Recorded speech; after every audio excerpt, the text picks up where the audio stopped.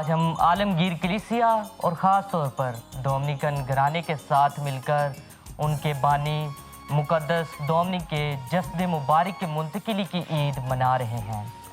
مسیحی تاریخ میں بزرگوں اور مقدس ہستیوں کی یاد منانا ایک روحانی اہمیت رکھتا ہے۔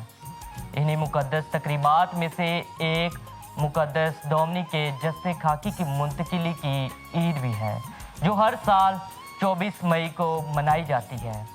یہ دن اس عظیم اور تاریخ ساز واقعے کی یادگار ہے جب مقدس ڈومنک دی گزمن کے جسد مبارک کو ایک سادہ قبر سے نکال کر شایان شان مقبرے میں منتقل کیا گیا۔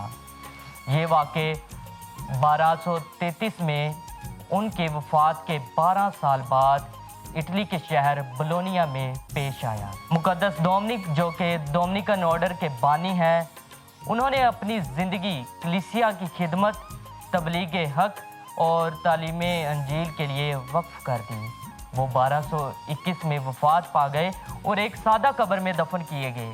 وقت کے ساتھ ساتھ لوگوں نے ان کی قبر پر آ کر دعائیں مانگنا اور معجزات کا مشاہدہ کرنا شروع کر دیا، جس سے عوام میں ان کے لیے عقیدت اور احترام میں اضافہ ہوا۔ بہت سے افراد ان کی شفاعت سے شفا پائی، جس نے کلیسیائی رہنماؤں کو اس بات پر آمادہ کیا کہ ان کے جسد مبارک کو ایک موضوع اور باعزت جگہ پر منتقل کیا جائے۔ باقیات کی منتقلی کا جو واقعہ ہے وہ کچھ یوں ہے کہ 24 مئی 1233 کو جب ان کی قبر کھولی گئی اور ان کے جسم کو نہایت ادب، احترام اور تعظیم کے ساتھ ایک خوبصورت اور نمایاں مقبرے میں منتقل کیا گیا۔ روایت ہے کہ جب ان کی قبر کو کھولا گیا تو ایک خوبصورت اور خوشنما خوشبو جو ہے وہ نمودار ہوئی، جس سے پورا شہر معطر ہو گیا، جو ان کی پاکیزگی کی علامت بھی سمجھی گئی۔ اگلے ہی سال 3 جولائی 1234 کو پوپ گریگری نہم نے کلیسیائی روایت کے مطابق ان کو مقدس قرار دے دیا۔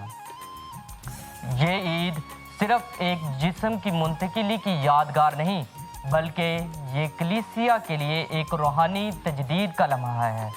یہ دن ہمیں مقدس ڈومنک کی زندگی، ان کی قربانیوں اور ان کی تبلیغی جدوجہد کو یاد دلاتا ہے۔ یہ علم، دعا اور خدمت کا پیکر تھے، جنہوں نے خدا کے کلام کو دنیا کے سامنے پیش کرنے کا فریضہ نبھایا۔ اس دن کی یاد ہمیں سکھاتی ہے خدا کے نیک بندے مرنے کے بعد بھی اپنی تعلیم اور روحانی اثرات سے زندہ رہتے ہیں۔ مقدس ڈومنک کی زندگی ہمیں سچائی، استقامت اور محبت سے مسیحیت پھیلانے کی ترغیب دیتی ہے۔ یہ عید نہ صرف ایک تاریخی واقعے کی یادگار ہے، بلکہ یہ ہر مومن کے لیے دعوت ہے کہ وہ دین کی خدمت، سچائی کی تلاش اور محبت و عاجزی کی راہ پر چلے۔ اس موقع پر ہمیں چاہیے کہ ہم مقدس ڈومنک کی زندگی سے سبق لیں اور ان کی تقلید کرتے ہوئے خدا کے کلام کو دنیا میں پھیلانے کا عزم کریں۔ مسیح ہمارے خداوند کے وسیلے سے آمین۔